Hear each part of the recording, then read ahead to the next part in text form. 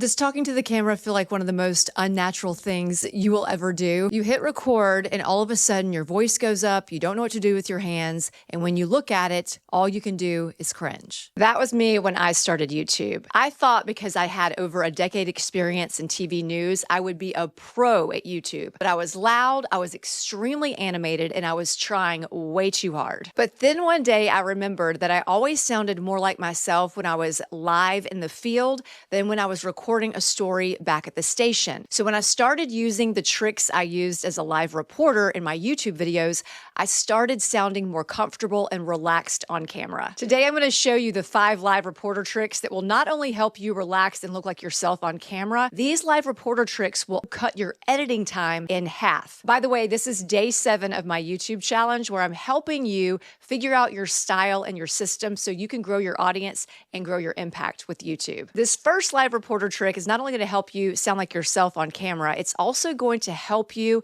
figure out what to say right when you hit record, which I find to be the hardest part of the entire video making process. See, it wasn't just about me going live that made me sound more like myself. It was because I was talking to the news anchor back at the station, and when I was talking to that news anchor, they were either asking me a question or I was asking them a question. So I thought, what if I start incorporating questions into my videos? And I found 3 ways to do this. The first way is exactly what I did to start this video. I started my video by asking this. Does talking to the camera feel like one of the most unnatural things you will ever do? All I did was I asked myself, what is it that people feel that's uncomfortable when they go to talk on camera? And I turned it into a question. Not only does that force me to think of me talking to one person so I sound more like myself, it also gets you to ask that question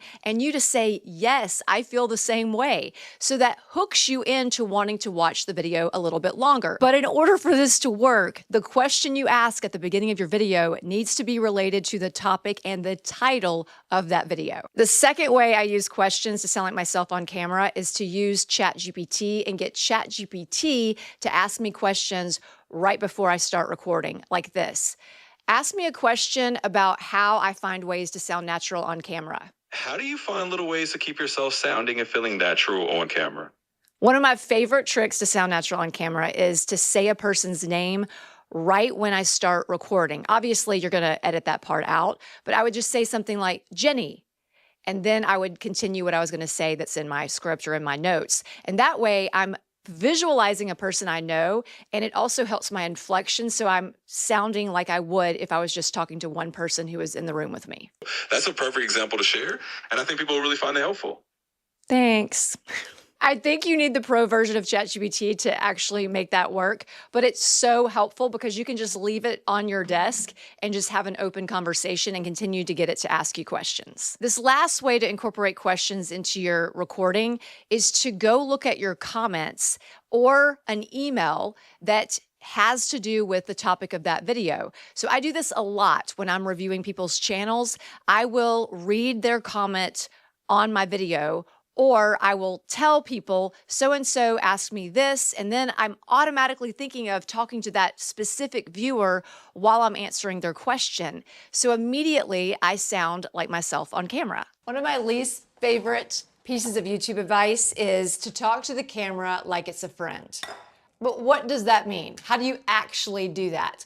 And when's the last time you were hanging out with a friend and all y'all did was stare each other in the eye and talk to each other? I don't know about you, but me and my friends don't do that. What we will do is hang out while we're doing something, like having coffee, eating lunch together, or they'll sit here in my kitchen while I cook. That's what we do when we hang out. Therefore, if we're gonna talk to the camera like it's a friend, doesn't it make sense to actually be doing something while we're talking to the camera? Because just like in real life, we're much more natural when we do everyday activities. Now, me making Jiffy cornbread is probably not related to my niche, but if you tell people why you're doing it, or if you do something really subtle and everyday, like pour a cup of coffee, sit down with a notebook, that's way more natural than you just sitting there staring at a camera. This next trick is similar to the last trick, but instead of demonstrating something,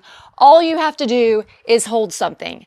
In almost every one of my live shots, I was holding something. Usually it was a prop, but sometimes it was just my notes. And the reason that's so effective is one of the reasons we feel so awkward on camera is because we don't know what to do with our hands.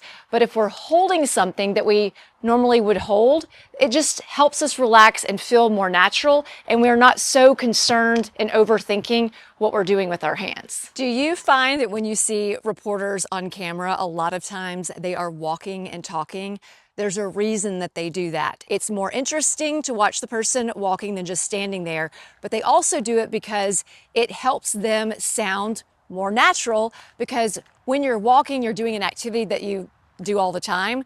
So it makes you sound like the version they would get if they were standing with you in person. But the other reason this is so effective, just like demonstrating, is now you don't have to go and find ways to make your video more interesting by adding what's called B-roll video on top of the voice or graphics, because just them seeing what's going on in the background is way more interesting than you just talking to the camera. The interesting part is already there while you're talking. It makes it so much easier when it comes to your production time. And same thing with demonstrating. When I was in the kitchen, I didn't need to put any other video on top of my voice because I was actively doing something. Therefore, your video is more interesting and you save tons of time in editing. This next trick is similar because it's going to reduce the amount of editing you have to do.